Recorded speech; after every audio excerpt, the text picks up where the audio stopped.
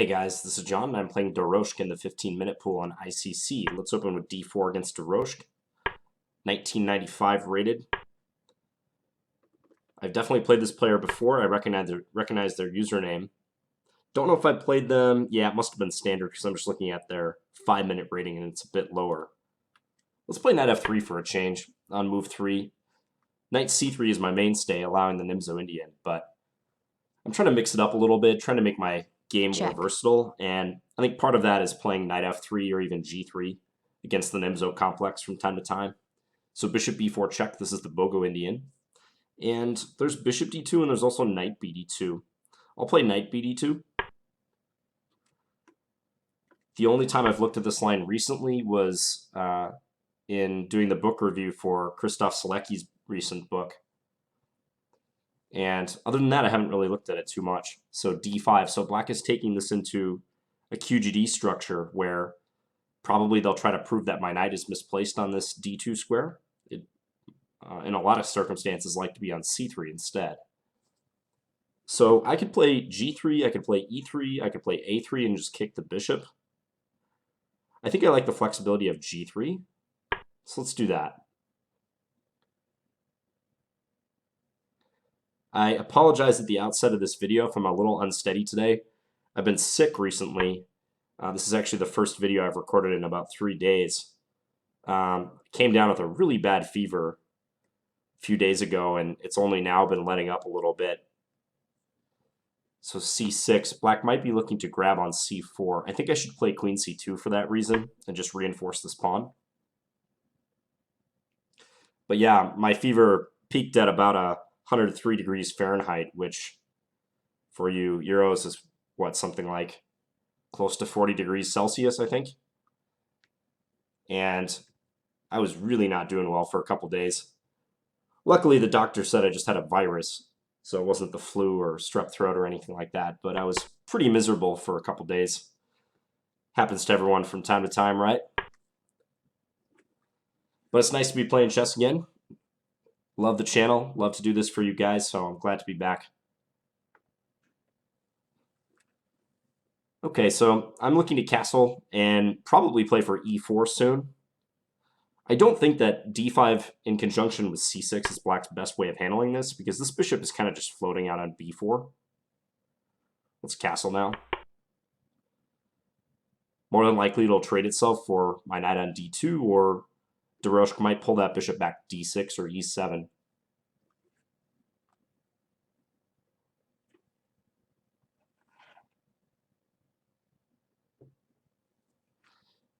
If DOROSK takes on d2, I may very well take with my knight in a bid to play e4 straight away and open the position. Almost regardless, I would like to play e4. And even if black plays some neutral move here, like rook e8, let's say, e4 is still a promising way to proceed. This particular plan is one I've adopted before, playing queen c2, knight bd2, and then going for e4. Yeah, so they pull the bishop back to d6. That kind of amounts to a bit of a waste of a tempo, in my estimation, because black went bishop b4 check, and then without any prompting, retreated the bishop to d6, and I don't think I have any redundant or unnecessary moves. All right, so let's play e4.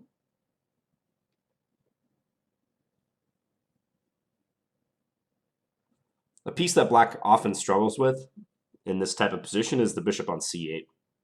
That piece can be a real pain for black to attempt to bring into the game. It can linger on that square for quite a while if they don't do something about it.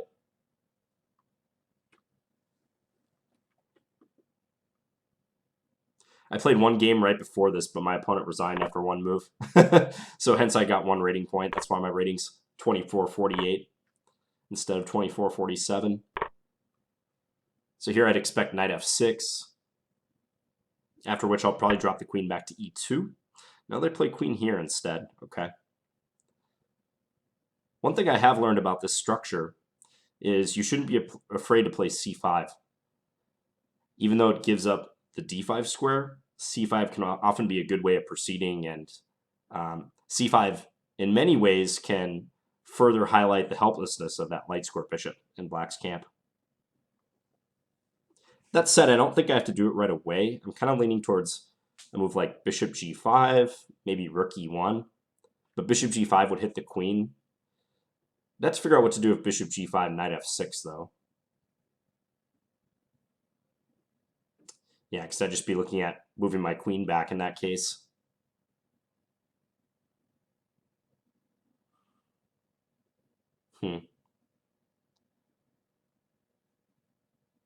There's also a bishop g5, knight f6, queen h4. h6, bishop takes f6, queen takes f6, queen takes f6, g takes f6. Nothing much doing for white in that position, though. What else do we have? Knight e5, maybe?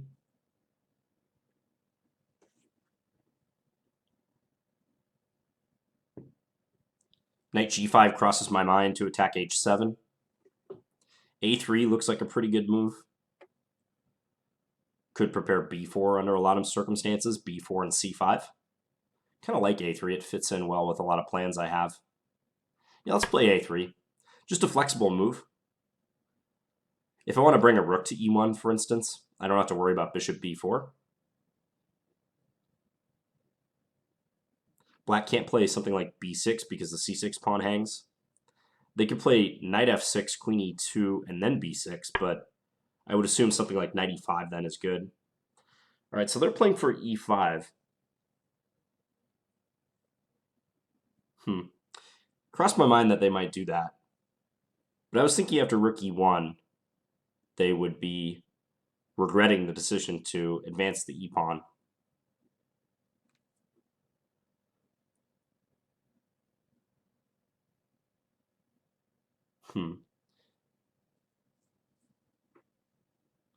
Yeah, let's play rook e1. So just x-ray that black queen on e7. Rook e8 maybe. f6 looks very ugly, but it's something black could consider. I might play for c5, bishop c7, b4 after all.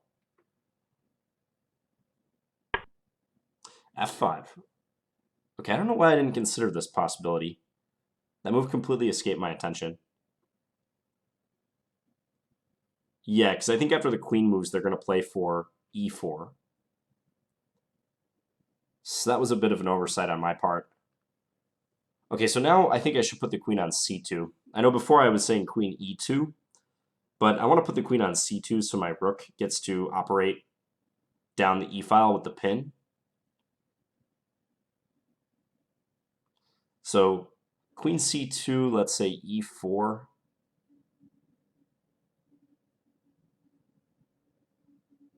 I don't have to move the knight yet then.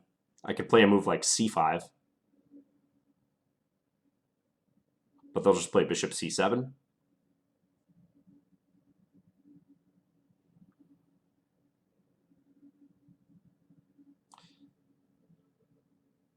Okay, so let's play queen c2. Yeah, I'm thinking c5.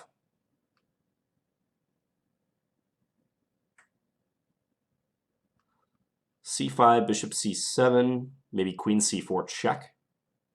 King h8. Even something like bishop g5 is then possible.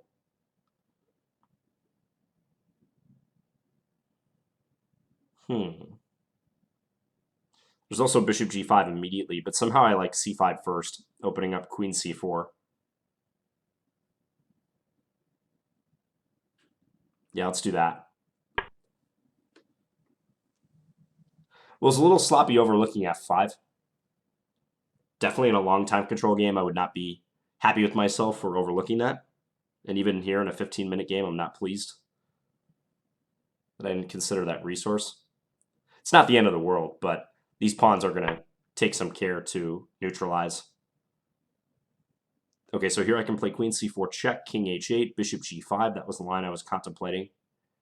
And then say, let's say knight f6 then. I was thinking knight h4.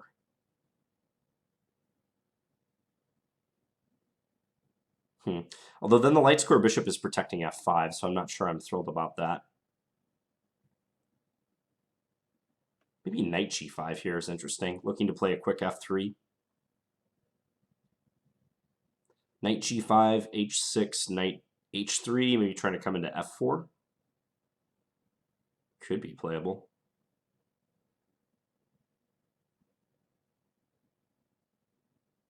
It's even kind of wacky stuff like bishop f4 right here. Bishop f4, bishop takes f4, g takes f4. I know that double isolates my f-pawns, but e5 is a great outpost then. I think that's a bit too much, though. So candidates here are queen c4 check, bishop g5, knight h4. I think they can play g5, so that's why I'm rejecting that move most likely.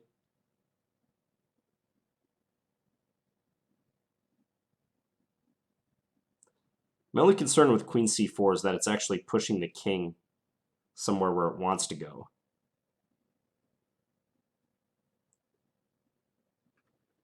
Queen c4, king h8, bishop g5, knight f6. That's solid for black. I just don't know if I see much against that. Might have to be a little more sophisticated here. Maybe knight g5. Because knight g5, I keep open queen c4 check as a threat, followed by knight e6. Even that I'm not sure is a threat, because black has knight b6. Somehow knight g5 just seems savvier, though.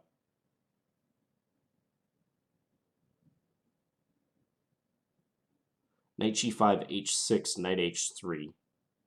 What do we think about that line? Could be okay. All right, let's do that. Don't have all day to think about it. Let's go ahead.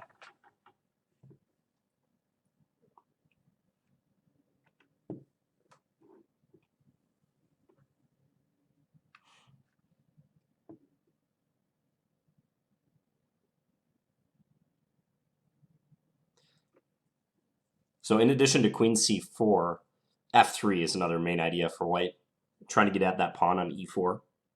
I'd like to knock that down if possible. Yeah, so h6. So I can play queen c4 check, king h8, knight e6. But the thing is there's knight b6 or knight e5 even as a reply. What? He resigned? Really?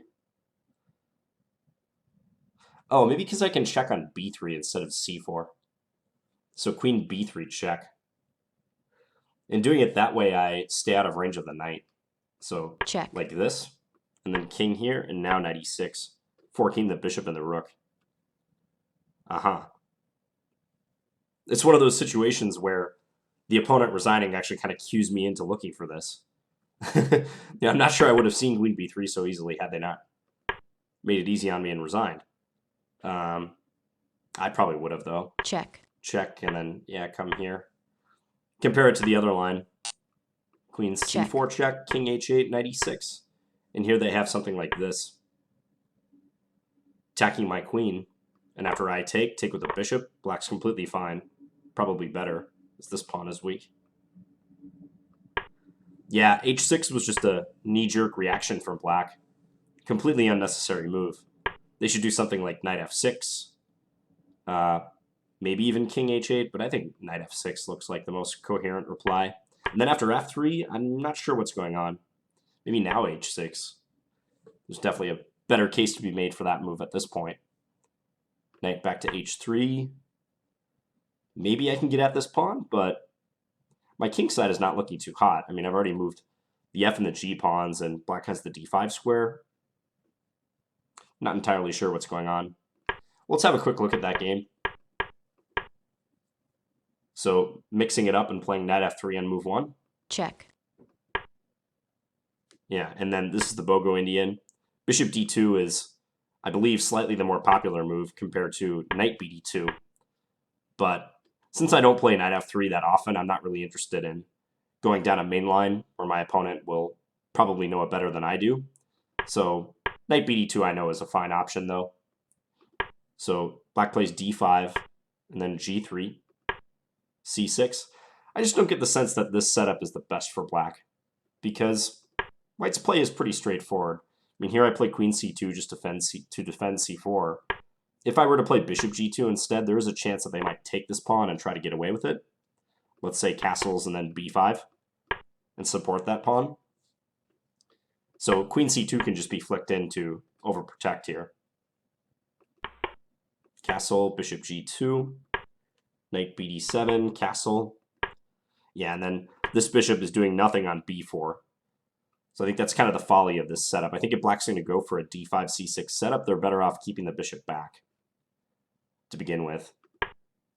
So here and now e4. Pawn takes, knight takes. So this is all pretty normal looking. Not sure what the best move is here. I've got some options. I was considering c5 immediately. I was considering bishop g5, rook e1. Rook e1 might not be that bad. Maybe I should have played this. I was mildly annoyed by the possibility of this move, but looking back on it, there's no reason to fear this move. It's just kind of a random shot in the dark against the rook on e1. I could play bishop d2, and probably a trade of bishops is good for white, seeing as how this is black's better bishop compared to that light square bishop. I could also simply play rook e2 if I wanted. No harm in doing that. So this is one of these positions where like there's no outwardly obvious and good move for white. There's like several decent moves, and I have to choose the one that will best set me up for the coming play. And I chose a3, but I think that's a little weak. Let's see what the engine says. The engine says queen c2. Not a move that crossed my mind. Just backing off with the queen. I still don't think I would play that move, even knowing that the engine likes it. And this is not a super forcing position, but queen c2 seems odd to me. Yeah, it doesn't like a3 so much, though. But rook e1. Rook e1, knight f6. Now queen c2. Okay. Yeah, sometimes it's debatable like whether c2 or e2 is the best square for the queen. I feel like when the e file is opened up, it's often good to go to e2, so you can keep control over e5. But as you saw in the game, like I wanted to go back to c2 once I had my rook on e1, because then it was opposing black's queen down the file.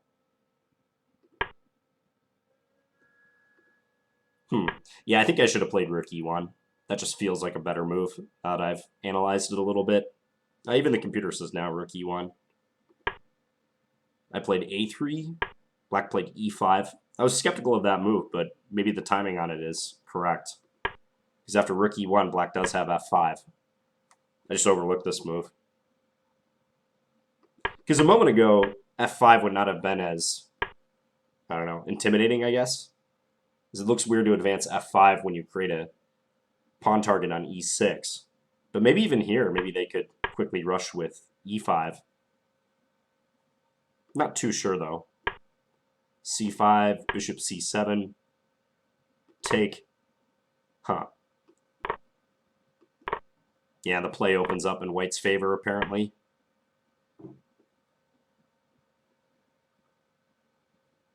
Queen c7, bishop d2. I can see this being better for white. But still, as I was saying in the game, I should have seen that f5 was a possibility. Because now I've been surprised, and when you're surprised, you have to take a little extra time and figure out how best to react.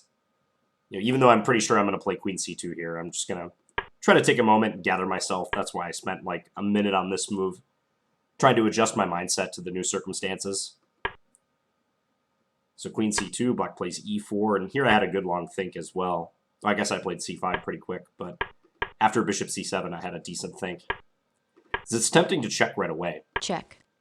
But the more experience I've gotten in chess, the more I realize the importance of not checking sometimes, not playing that obvious check move. Because this just pushes black where they want to go anyways. You know, they know they're vulnerable on this diagonal. So if you force them to literally play king h8, they're probably going to thank you for it. So I can keep more threats by not playing that move and keeping this or queen b3 in reserve. So hence why I chose knight g5. Might not even be the best move. Computer thinks knight d2 is maybe more promising. Why is that? Introduces f3 or Maybe knight c4. I guess mainly f3 because it's giving a line knight f6 and now f3. Queen d7 attacking this. Queen c4 check. Queen d5. b3, and it thinks white's coming out slightly on top here. Maybe not. Complicated. Bishop a5, b4, bishop c7, fe. Or queen takes d5 even. Check. And this doesn't look like much for white, though. Knight b1 trying to come to c3. Yeah. So, I don't know. Knight g5 felt like a decent move because I do keep open those check options, but at the same time, it wouldn't surprise me if it was not the strongest.